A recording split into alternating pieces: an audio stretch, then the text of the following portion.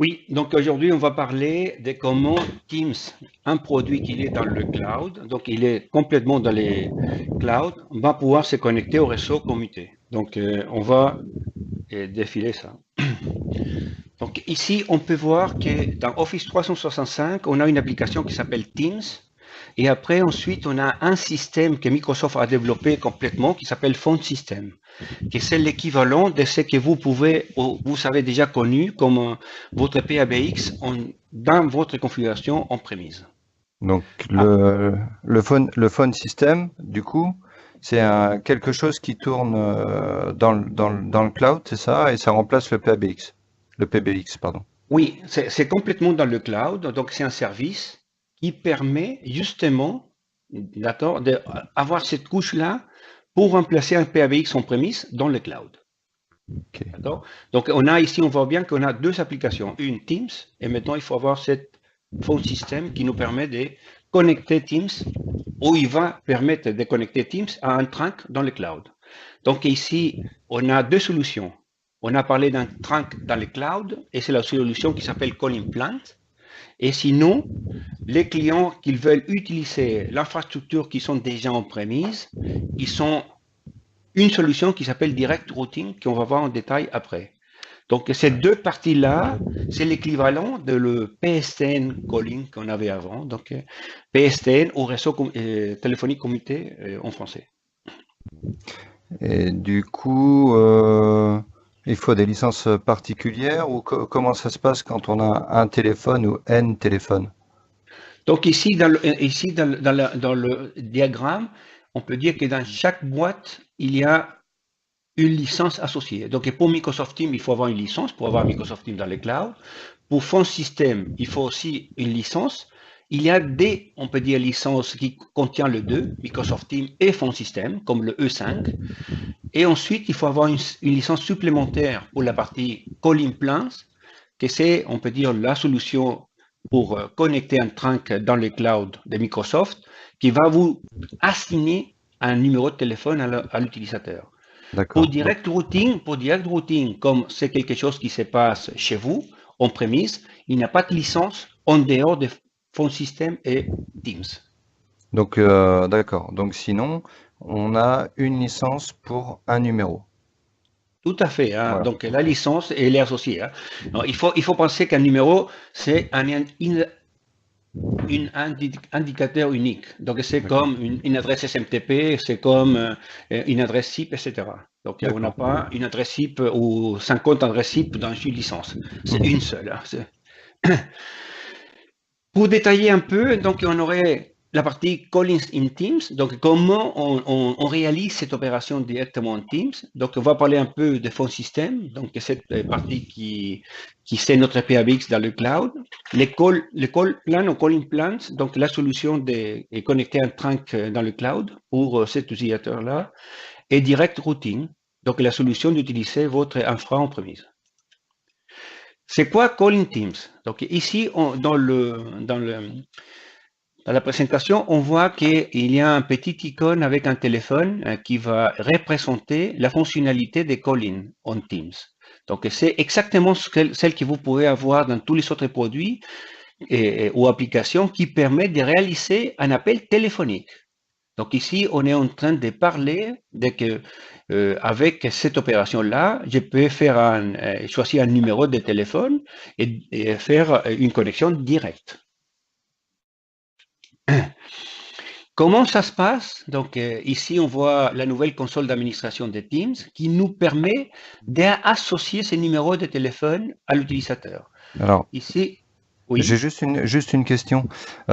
Cette interface, en fait, donc c'est ce qui permet de configurer Teams, mais comment on y accède? On y accède via le portail 365, Oui, tout la à manière fait. d'y accéder, d'accord? Tout à Mais fait, c'est parti du portail. Donc, il y a plusieurs façons d'accéder. Donc, on a un lien direct pour pouvoir accéder, comme on a portal.office.com, on a un adresse directe. Sinon, on peut aller dans Add-ins et Teams et le sélectionner, hein. Donc, c'est une d'accord, console à part. La ok, même chose, il peut être fait de la console de Skype.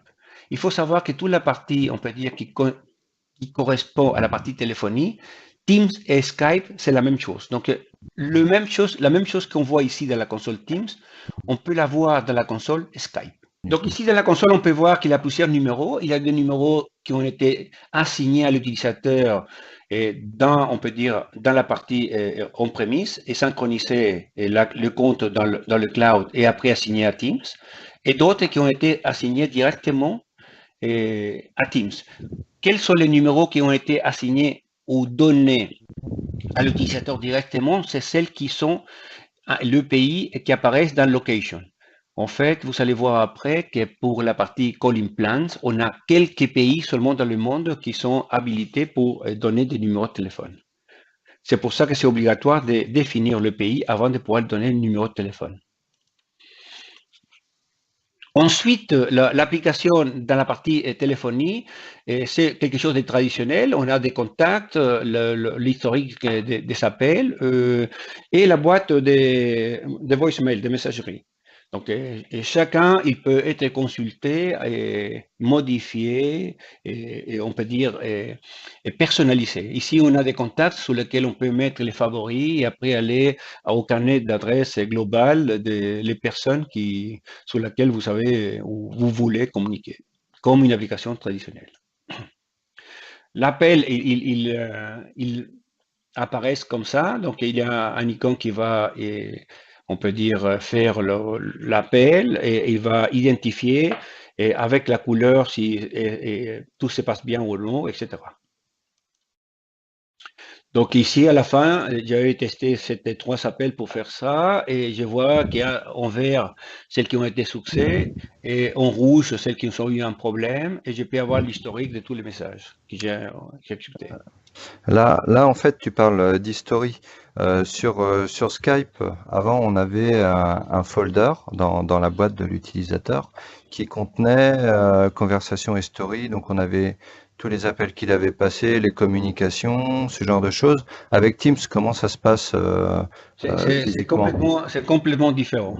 Donc, on peut dire que Skype, il n'avait pas une base de données pour pouvoir stocker ça. Il devait choisir une autre. On a choisi la boîte aux lettres de l'utilisateur et on a créé un dossier qui s'appelle Conversation History. Ici, non. Ici, il est dedans Teams. Teams, c'est un persistent chat application, donc quelque chose qui de lui-même il va sauvegarder toutes les conversations. Il n'a pas besoin d'aller sur une autre application. Tout se passe à l'intérieur de Teams. Ok, super. Maintenant, on va passer à ce qu'on appelle les phone systems. C'est qu'on a parlé tout à l'heure comme l'équivalent du PABX dans le cloud. Donc, qu'est-ce que c'est ça? C'est, on peut dire, le système qui va donner toutes les fonctionnalités à l'appel qu'on va pouvoir faire ou recevoir par l'utilisateur qui a cette licence. Donc, par exemple, comme réenvoyer un appel, l'envoyer sur la boîte vocale,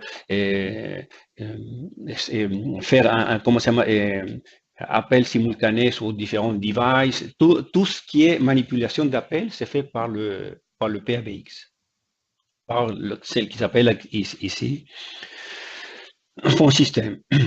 Et il y a des applications supplémentaires comme ces deux-là qui sont très connues, donc le call queue et l'auto-attendant. Le call queue, c'est une liste d'utilisateurs qu'on va sonner en même temps et quelqu'un il va pouvoir décrocher et les autres ils vont pouvoir continuer à faire son travail, etc. Donc c'est une file normale, on peut dire, où tous les utilisateurs ils peuvent participer à un numéro unique de téléphone. Par contre, l'auto-attendant, c'est quelque chose de beaucoup plus élaboré. Il y a aussi des call queues à l'intérieur. On peut faire un choix comme un service, on peut dire, de téléphonie. Donc, taper 1 pour faire le support, 2 pour le LED, etc.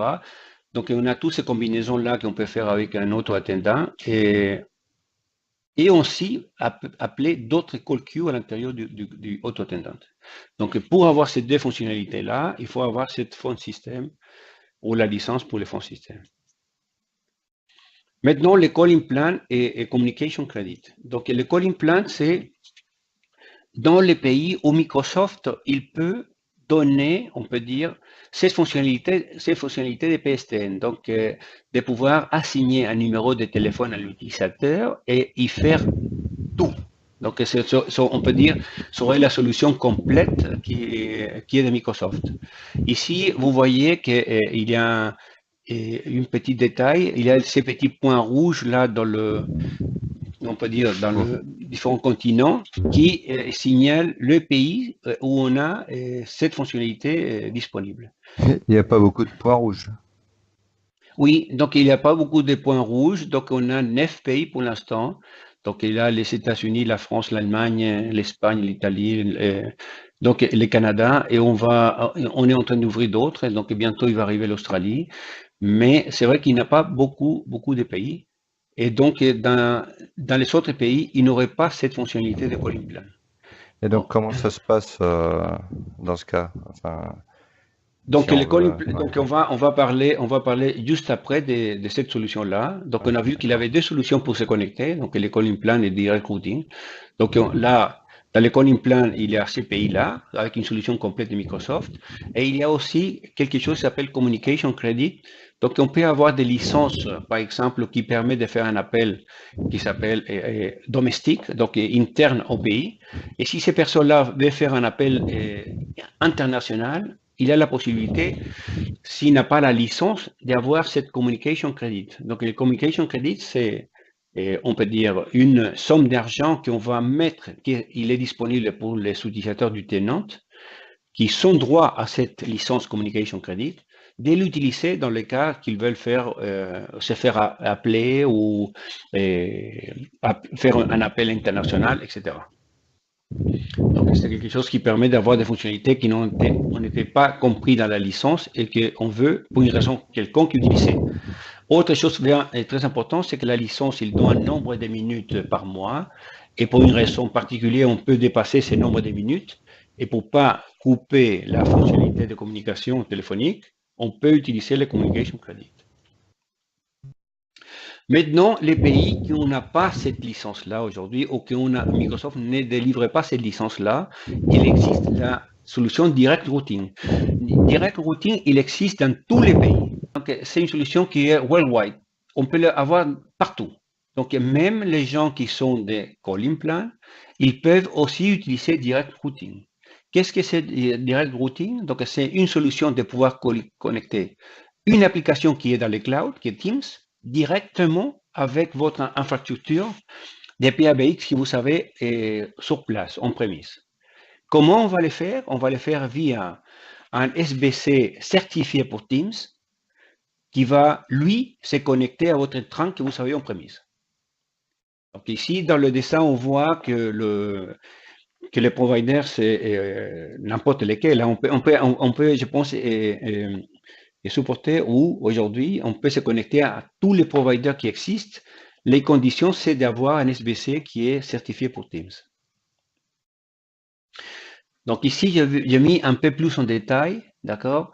Qu'est-ce qui va faire l'SBC là? Parce que l'SBC, c'est très important. Et pourquoi il est certifié? Parce que ces SBC là, il doit publier son interface en utilisant une adresse publique, un port public et un certificat pour faire la connexion SSL. Et nous, le client Teams du cloud, il va se connecter avec une connexion Internet vers cette interface publique du SBC. Dès le SBC, il va pouvoir manipuler tous les téléphones que vous savez et tous les numéros que vous devez distribuer aux utilisateurs, plus les numéros analogiques, fax et autres, et connecter tout ça au trunk du provider ou du carrière public que vous savez. Donc ici, au milieu, il y a quelque chose d'important. Donc pour avoir ça, il faut avoir une licence E3 ou E5, d'accord? Donc le E3 ne contient pas le fond système, donc il faudrait l'ajouter. Après, il faut avoir un contrat avec le carrière pour sortir sous le réseau RTC, donc téléphonique commuté. Avoir ces SBC là qui est supporté, donc validé pour Teams. Et ici, on peut dire ce qui est nécessaire pour publier l'interface du SBC pour que nous, on puisse accéder directement du cloud. donc l'adresse IP, donc le FQDN, le certificat qui va bien, etc. Et de l'autre côté, au niveau du cloud, il va avoir on peut dire, une interface qui va référencer cette SBC avec cette adresse publique que vous savez pour faire la connexion. C'est vraiment, vraiment très simple. Et bon, aujourd'hui, on a une solution qui marche. Et donc, ça, c'est à peu près donc l'idée globale de comment on va connecter Teams au réseau RTC. Et ici, il y a les fonctionnalités qui viennent tout de suite. Donc, à la fin du mois, on a la partie qui est à gauche, donc sa partie qui est calling d'un Q2 dans l'année 18. Et le reste, donc ce qui manque, le call pack, group call picking, location-based routing et ShareLine Appearance va venir à la fin de l'année. J'ai mis aussi le lien pour la roadmap que vous pouvez avoir avec tous ces détails.